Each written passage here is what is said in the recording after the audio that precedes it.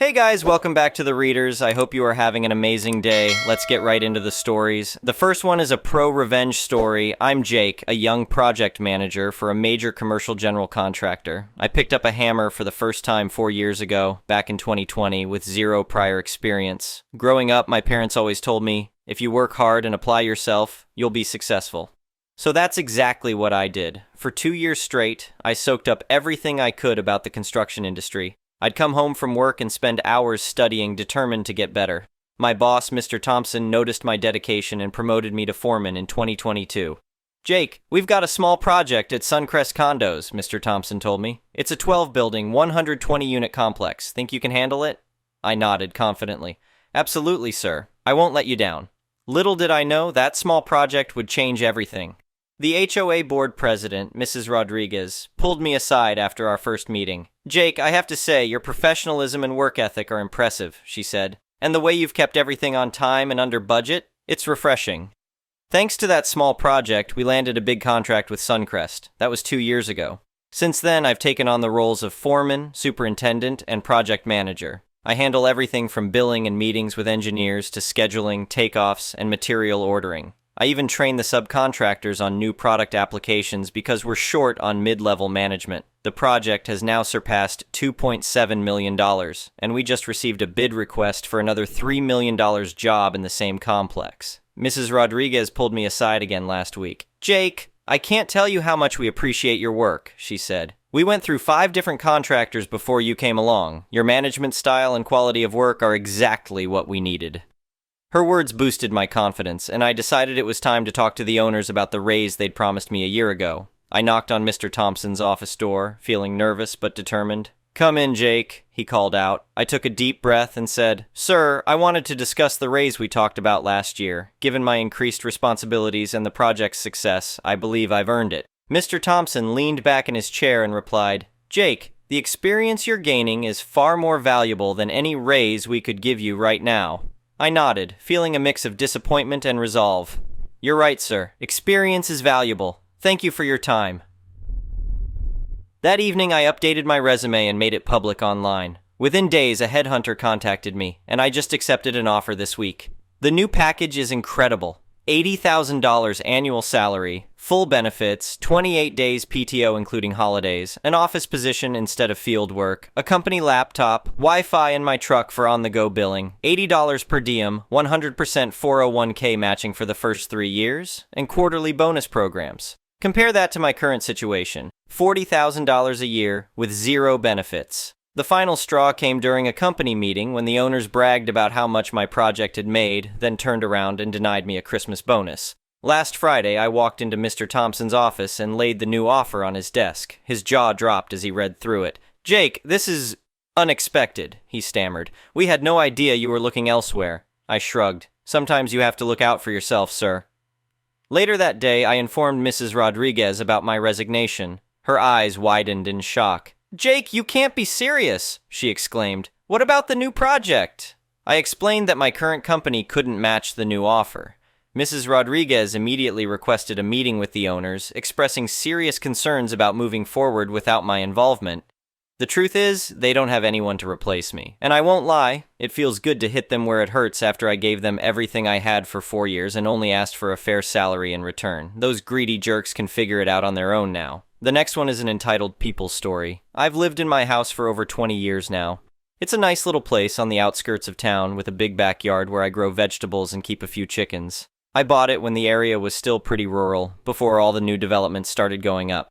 About 10 years ago, a fancy new subdivision got built right next door to my property. At first, it wasn't a big deal. I kept to myself, and they kept to themselves. But then they decided to form a homeowners association, and that's when the trouble started. See, these homeowners association folks got it in their heads that since their fancy new houses were right next to mine, I must be part of their community too. Never mind that my house predated their subdivision by decades. They started leaving notices on my door about my unkempt lawn and unsightly chicken coop. I just tossed them in the trash. As far as I was concerned, they had no authority over me or my property. Things came to a head last summer. I was out in the backyard tending to my tomatoes when I heard someone clear their throat behind me. I turned around to find a stern-looking woman in a pantsuit standing there with her arms crossed. "Excuse me," she said in a clipped tone. But you're in violation of several homeowners association bylaws. Your grass is over 3 inches tall, you have an unauthorized structure in your yard, and livestock are strictly prohibited. I just stared at her for a moment, dumbfounded. Then I burst out laughing.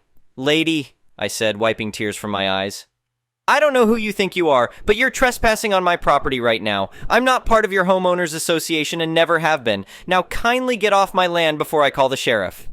Her face turned an impressive shade of red. How dare you? I am the president of the Suncrest Meadows Homeowners Association. You will comply with our rules or face fines and legal action. I just shook my head and turned back to my tomatoes. Have a nice day, ma'am. She stomped off in a huff, but I knew this wasn't over. Sure enough, over the next few weeks, I got a flurry of official-looking letters threatening me with escalating fines if I didn't bring my property into compliance. I ignored them all. Then one Saturday morning, I was woken up by pounding on my front door. I stumbled out of bed and opened it to find 2 police officers standing there. Sir, we've received multiple complaints about code violations on your property, one of them said. We're going to need you to come with us. I blinked at them in disbelief. Complaints from who? The homeowners association next door? I'm not even a member. The officers glanced at each other. Sir, we have it on good authority that all properties in this area fall under homeowners association jurisdiction. Now please come with us or we'll have to place you under arrest. I was furious, but I knew better than to argue with cops. I let them escort me down to the station, where that same homeowners association president was waiting with a smug smile on her face. Now then, she said, are you ready to start following the rules like a good neighbor? I took a deep breath to calm myself. Ma'am, I think there's been a misunderstanding here. I'd like to speak to your lawyer, please. Her smile faltered a bit. Our lawyer? Why? Because, I said, I'm about to sue your homeowners association for harassment, trespassing, and filing false police reports. I have owned my property free and clear for over 20 years. I have never signed any agreement to join your association. You have absolutely zero authority over me or my land. I turned to the police officers. And I'd like to file a formal complaint against this woman for making false statements to law enforcement. The color drained from the homeowners association president's face as she realized she'd overplayed her hand. The cops looked pretty uncomfortable too as they started to grasp the situation. Ma'am, one of them said, is what this man is saying true? Is he actually not part of your homeowners association? She sputtered for a moment before admitting, well, technically no, but... No buts, I cut her off. You deliberately misled these officers and had me brought down here under false pretenses. That's a crime. Things moved pretty quickly after that. The police apologized profusely and gave me a ride back home. I got in touch with a lawyer friend of mine who specialized in property law. He was all too happy to take on my case pro bono, said he'd been itching to take down an overzealous homeowners association for years. We filed lawsuits against both the homeowners association as an organization and the president personally. It turns out she had a history of trying to strong-arm people into compliance, even those who weren't actually under homeowners association jurisdiction. The judge was not impressed with her actions. In the end, the homeowners association was forced to pay me a substantial settlement for all the harassment and false claims. The president was removed from her position and ended up having to pay additional damages out of her own pocket. She even faced misdemeanor charges for filing false police reports. These days, things are pretty quiet in my neighborhood. The homeowners association keeps to themselves and I keep to myself. My grass still grows a little long sometimes, my chicken coop is still standing proud, and my vegetable garden is thriving. Every now and then, I'll catch one of the homeowners association busybodies eyeing my property with distaste, but they don't dare say a word. I may not have the fanciest house on the block, but it's mine free and clear. And no power-hungry homeowners association is ever going to change that.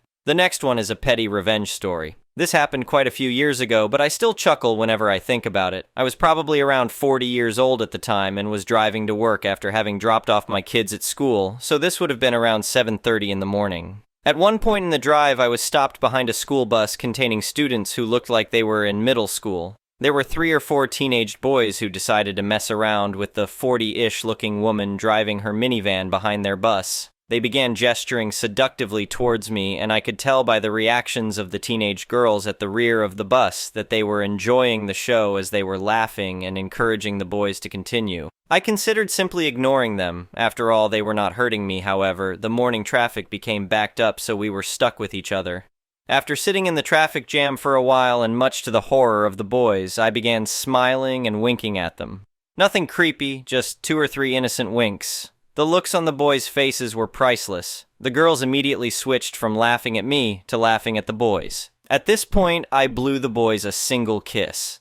The girls became hysterical and the boys went back to their seats. As the traffic began moving, the boys were nowhere to be seen. I smiled all the way to the office.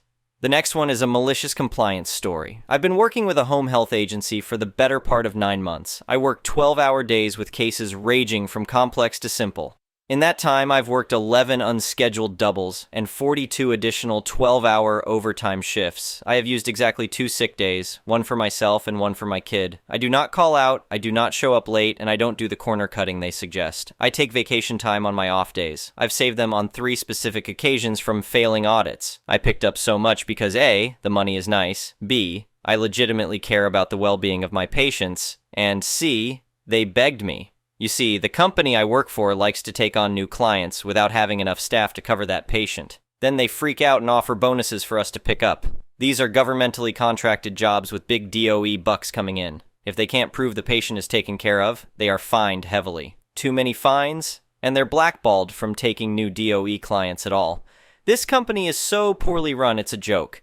They have 8 schedulers, but still send mass texts every single day asking us to pick up. These happen all hours of day and night. They often double book or randomly change schedules without informing clients or nurses. They also underpay for my area. Not much, but paying $4 less per hour is a big deal. They also won't respond to your questions, calls, or texts for days to weeks at a time. I've been looking around for a while and found a company that pays more, has good leadership, and they said they'd have me on the ground running closer to home if I just went through their hiring program. I agreed and have been an employee with them for about a month, just no hours worked yet. Back to my malicious compliance. I knew I'd be out of town for a couple of days and have 9 days worth of PTO banked. I decided to help them out and ask for 3 days off. I assumed that would give them enough time to fill my spot. I did this on September 13. The days I requested are October 12, 13, and 14. It's a mini vacation for my family since I worked all summer. Monday, I received a nasty email about the final day for PTO requests being September 10th. I let the manager know I was trying to help them out by giving them time to fill it. She shot back with how selfish of me it was to leave her short-handed. She rejected my PTO requests. Tuesday, I showed up at the office to discuss this little frustration. I mentioned my exemplary work history and intention of making things easier for them. She slammed the table with her balled fists and said, "You will work those days. I don't care if you have a trip planned to Australia, you'll be there. If you don't like it, you can just leave." It was her nasty smirk that set me off. I stood up, took a mint, and said, "As you wish. I expect all my PTO to be on my next paycheck in accordance with our state's PTO laws. I hope you can fill the opening on such short notice." The look of horror on her face was more valuable than the PTO. In the past 24-plus hours, I've received 19 voicemails asking if I can come into work because they're short. Tonight is my first night with the new company. It ended up being $6 per hour more, 48 minutes each way closer to home, and I get paid 40 hours even though I worked 36. Be careful what you wish for. You may just get it.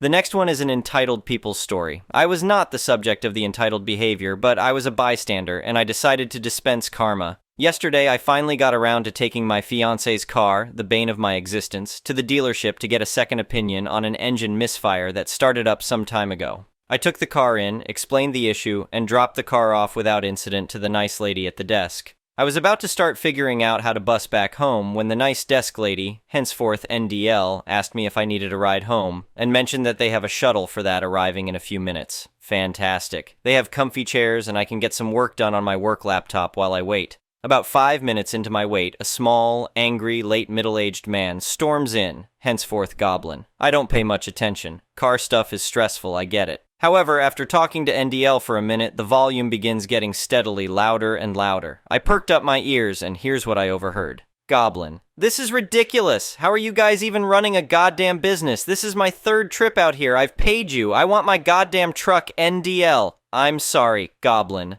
I left you a voicemail this morning explaining that our specialist won't be out here until 10 a.m. and that I would call you once your truck is finished. Goblin: "I dropped my truck off yesterday. How long does it take to get glass calibrated?"